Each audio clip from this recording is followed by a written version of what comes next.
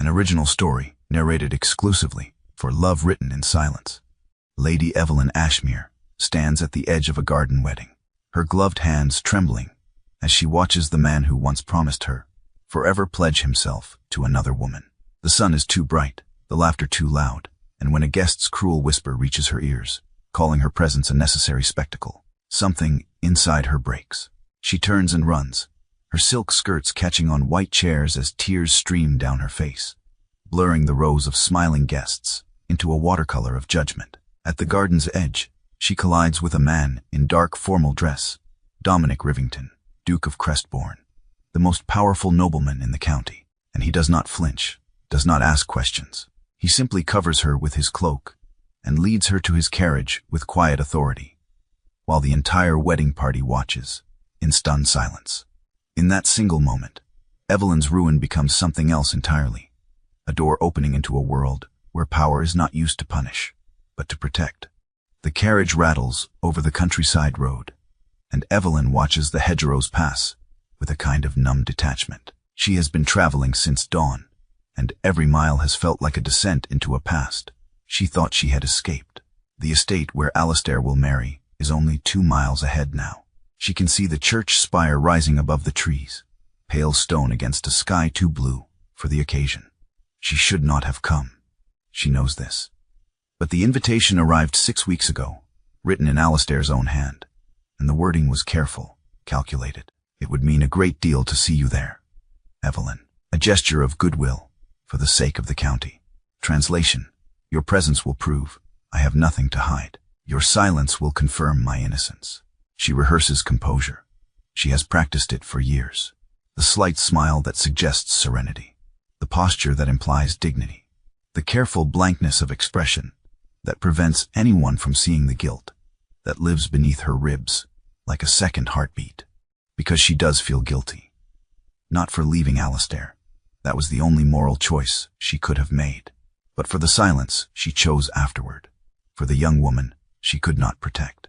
For the years she spent believing that keeping quiet was the same as keeping safe. The carriage slows as it approaches the estate gates. Evelyn's hands are shaking. She presses them together in her lap, willing them to still. She will walk into that garden. She will stand at the edge of the ceremony. She will be the ghost Alistair needs her to be. Proof that he has moved beyond scandal, that he is respectable, that the past can be buried under fresh vows and summer roses. She will do this because she has no choice, because the alternative is to speak, and speaking would destroy the one person she was trying to save. The carriage stops. The footman opens the door. Evelyn steps out into the sunlight, and the estate spreads before her like a stage set. White chairs arranged in perfect rows, an altar draped in silk. Guests in their finest, already seated, already watching. She walks slowly toward the garden, her heart a stone in her chest. She does not belong here, but she will stand here anyway, because that is what she has learned to do. To exist in spaces that do not want her, to carry burdens that are not hers, to apologize with her very presence for the crime of having once believed she deserved more. The ceremony has not yet begun. She finds a place at the very back, near the hedge, where she can see, but not be seen. A few guests glance her way. Their expressions are polite, but their eyes are cold. She knows what they are thinking. She has heard the rumors for years. Poor Sir Alistair. She left him without explanation. Some say she was unstable. Others say she was cruel. None of them know the truth, and she cannot tell them. So she stands, and she waits, and she feels the weight of her own silence pressing down on her shoulders, like a physical thing. The ceremony begins with the soft swell of strings. The bride appears at the far end of the garden, radiant in white, and the guests rise as one. Evelyn remains standing at the back, her hands folded, her face carefully neutral. Alistair stands at the altar, tall and composed, his expression one of dignified joy. He looks every inch the gentleman, respectable, honorable, a man who has weathered scandal with grace. The bride reaches him, and they turn to face the officiant. The words begin, the familiar litany of vows, of promises, of futures built on certainty. Evelyn feels nothing, or rather she feels too much, and so it all compresses into a kind of numbness. She watches the ceremony unfold as if from a great distance, as if she is not really here at all.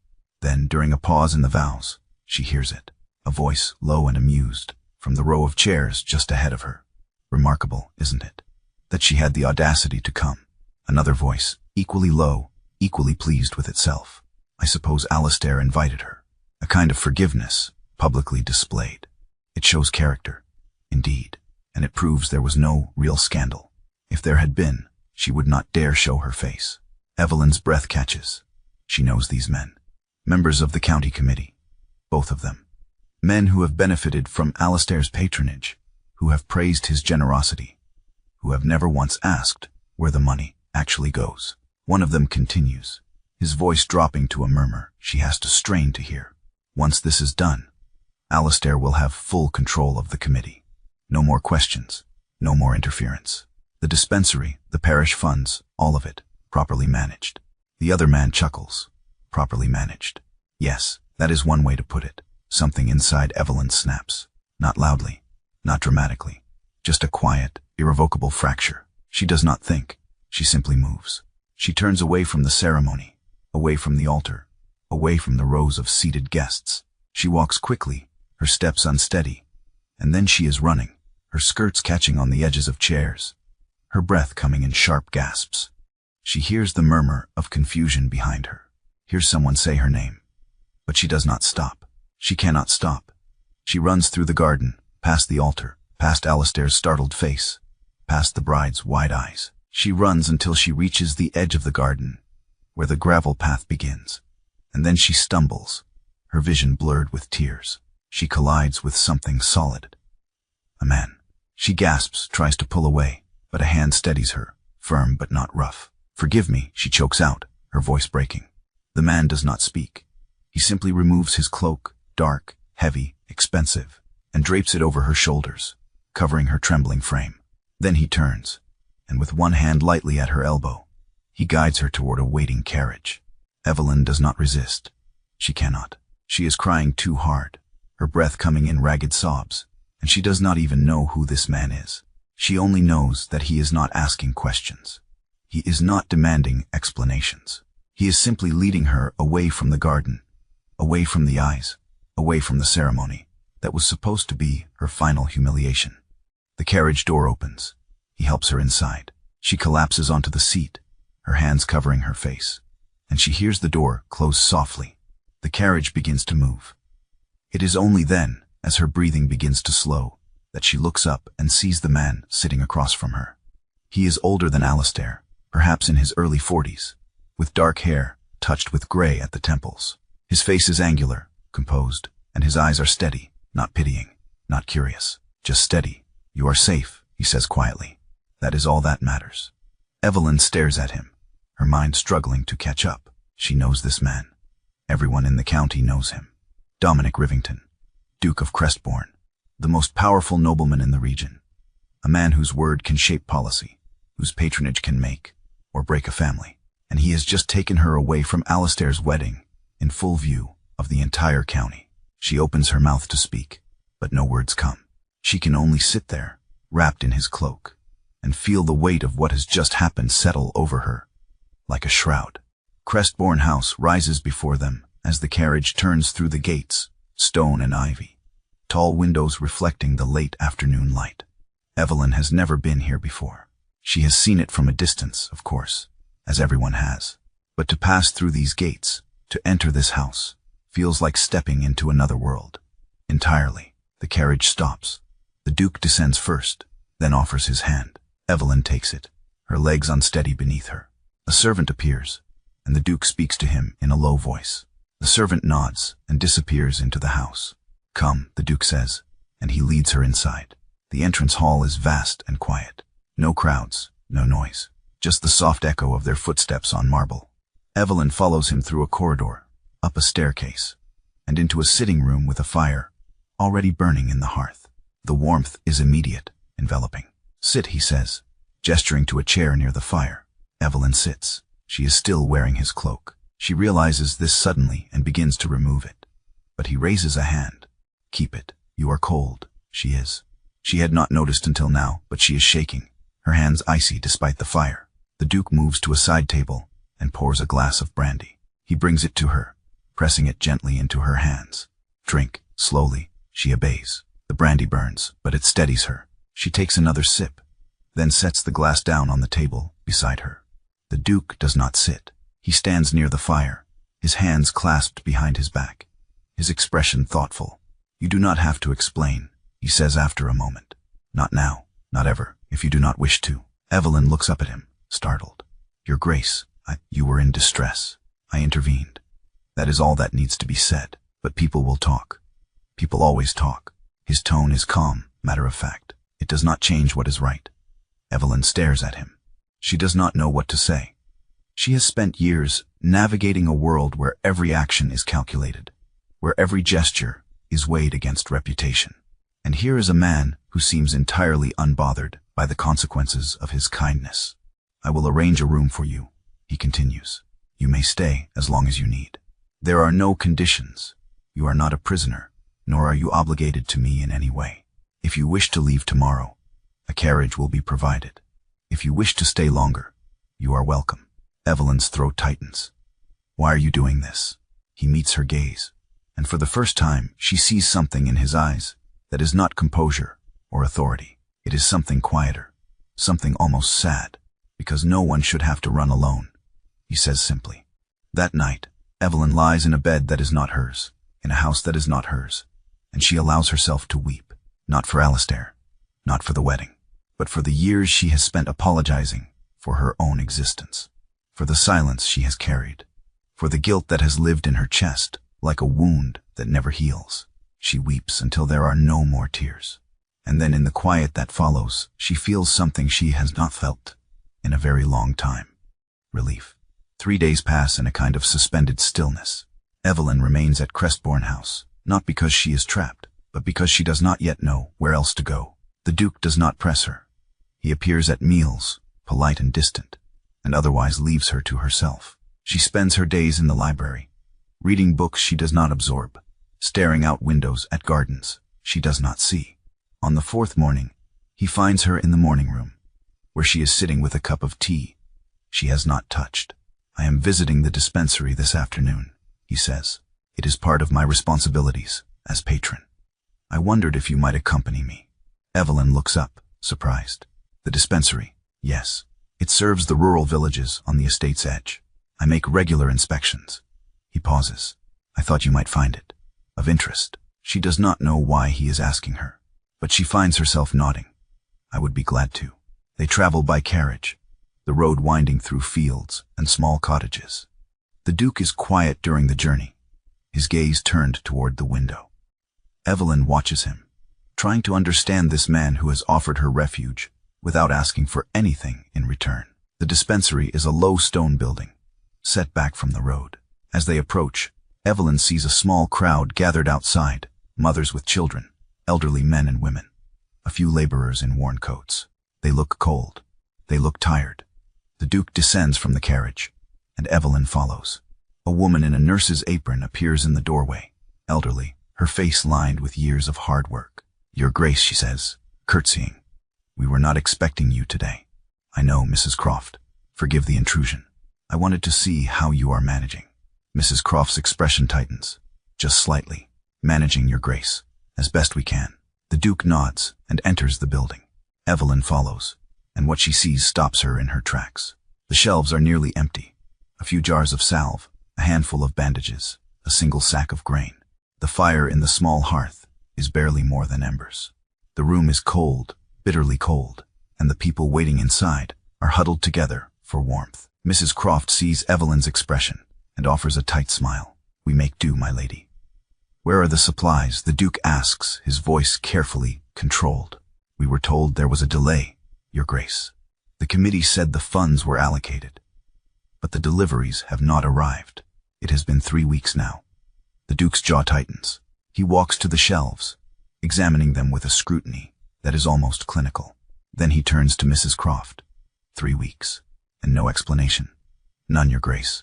Evelyn moves to the hearth, where a young boy is sitting on the floor, his thin arms wrapped around his knees. She kneels beside him. "Are you cold, sweetheart?" The boy nods. "Always cold now, miss. We used to have coal, but it stopped coming." Evelyn's chest tightens. She looks around the room, at the mothers trying to soothe fretful children, at the elderly man coughing into his hand, at the empty shelves that should be full. Mrs. Croft approaches her, her voice low. We never froze when Lady Evelyn was near, only when the gentleman began to manage us. Evelyn goes very still. She looks up at the nurse, her heart pounding. I beg your pardon. Mrs. Croft's eyes are kind, but there is steel in them. You don't remember me, my lady, but I remember you. Years ago, you used to visit the villages. You brought coal, medicine, bread. You never made a fuss about it. You just did it. And then you were gone, and the committee took over. And she gestures to the empty shelves. This is what we have now. Evelyn cannot speak. She feels the Duke's gaze on her, steady and assessing. Mrs. Croft continues, her voice soft but firm. I don't know what they said about you, my lady, but I know what I saw. And I know we were warmer when you were here. The Duke steps forward. Thank you, Mrs. Croft. I will see to it that supplies are delivered by the end of the week. You have my word. Mrs. Croft curtsies. Thank you, Your Grace. As they leave, the young boy follows them to the door. He tugs on the Duke's sleeve, and Dominic stops, looking down at him.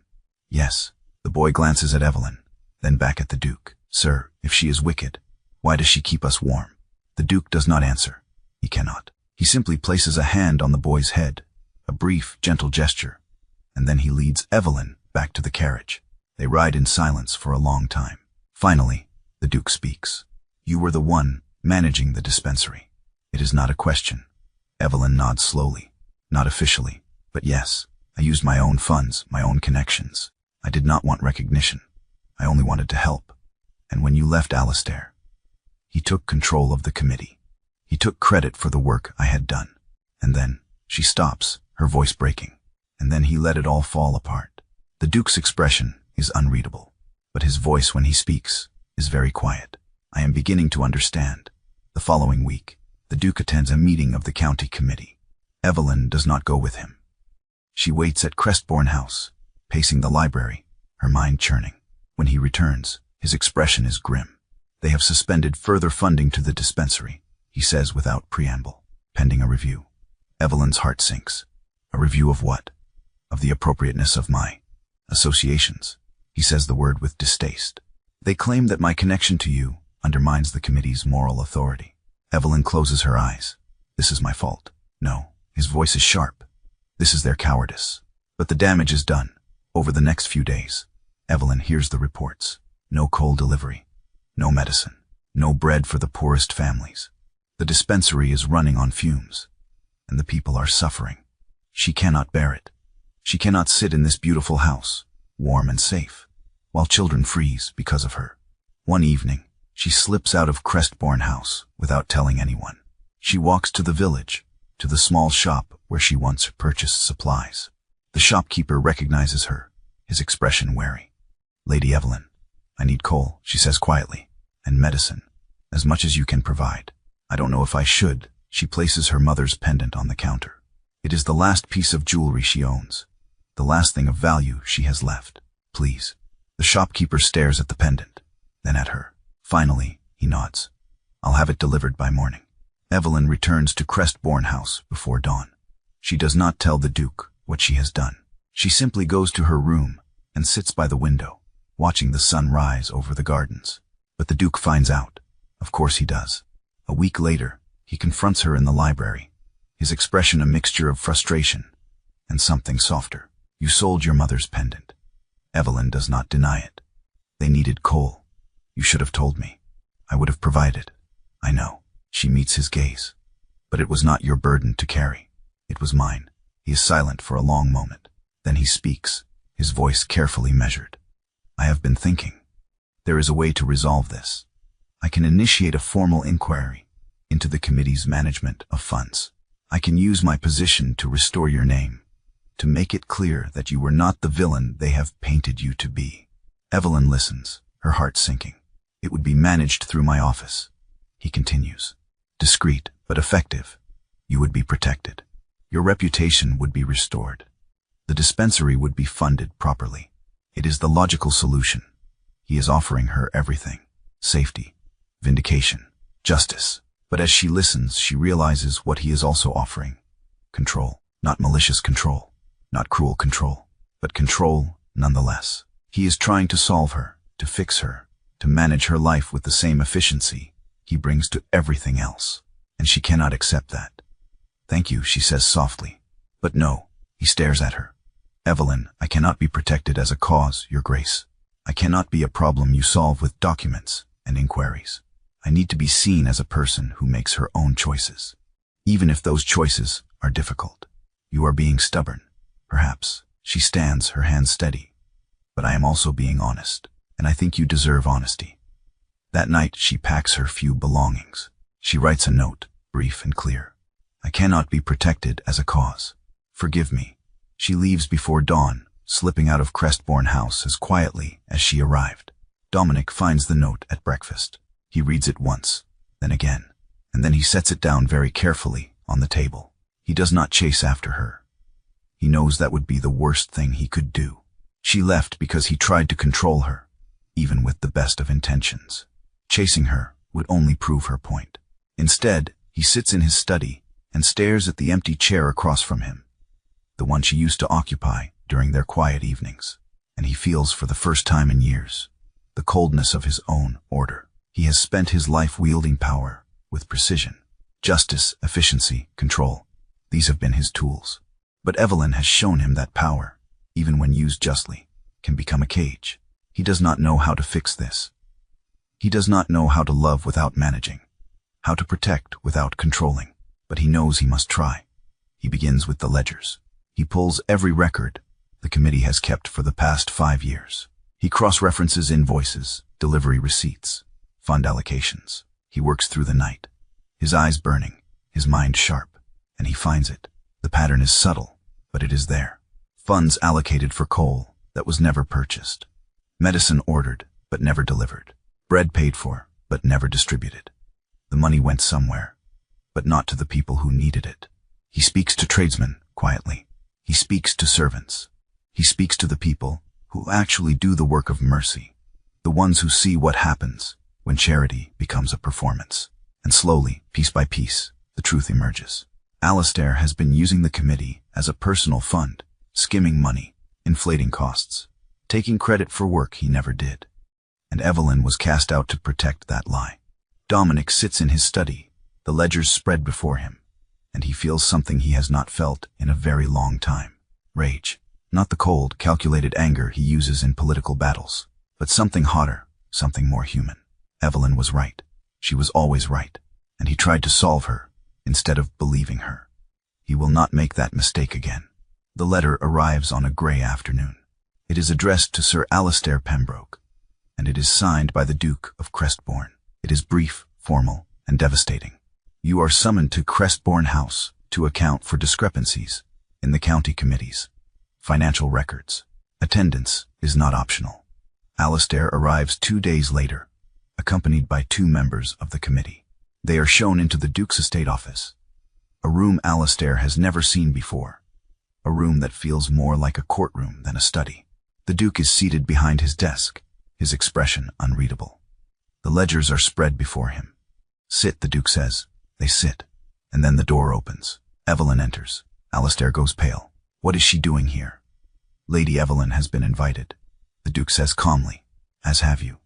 Evelyn does not look at Alistair. She walks to the desk and places a single ledger beside the Duke's, her own, from the years she quietly managed the dispensary.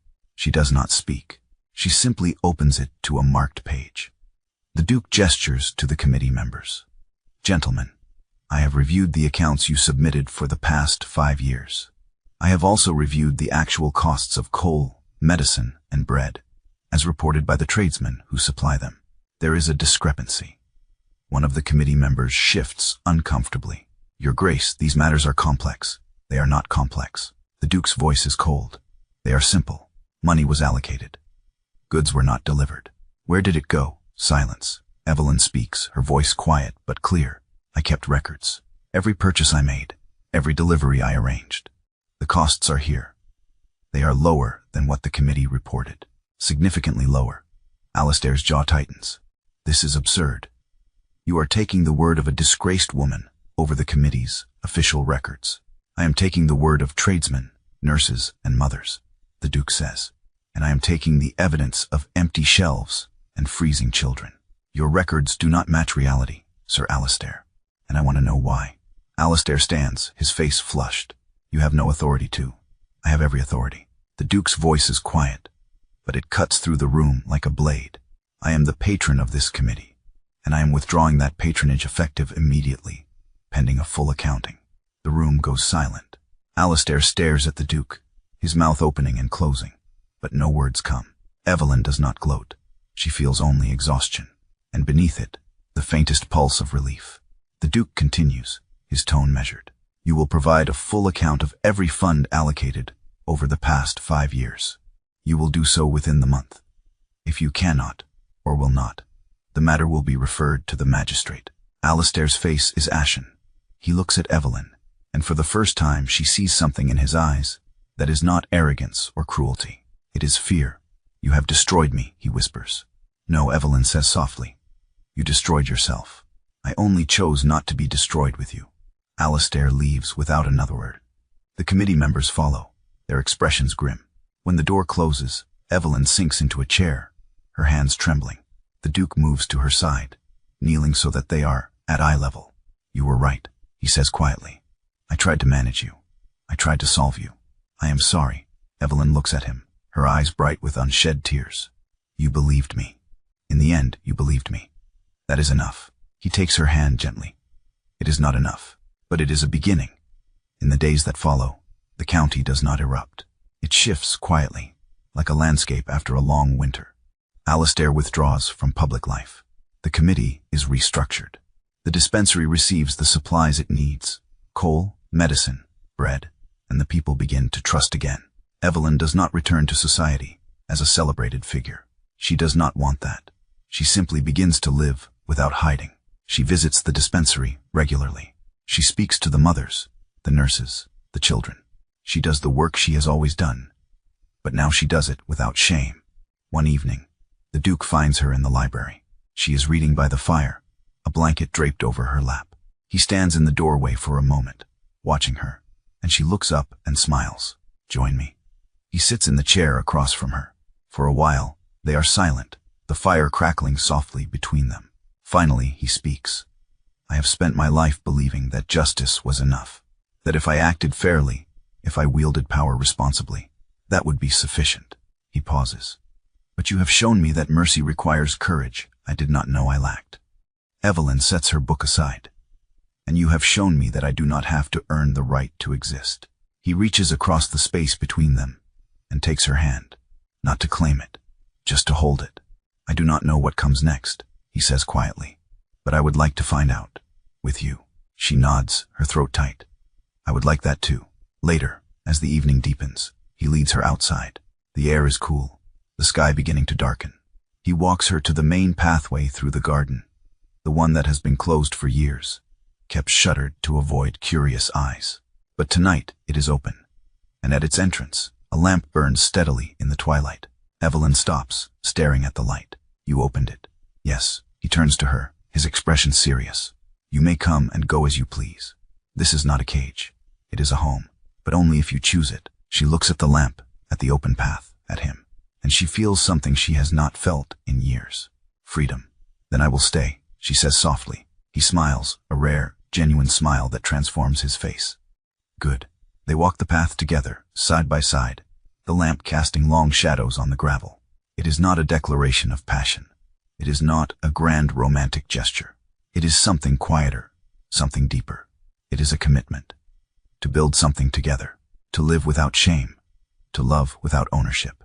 And as they reach the end of the path, where the garden opens into the fields beyond, Evelyn realizes that this is not an ending. It is a beginning built on truth, on respect, on the quiet courage it takes to be seen. And for the first time in years, she is not afraid.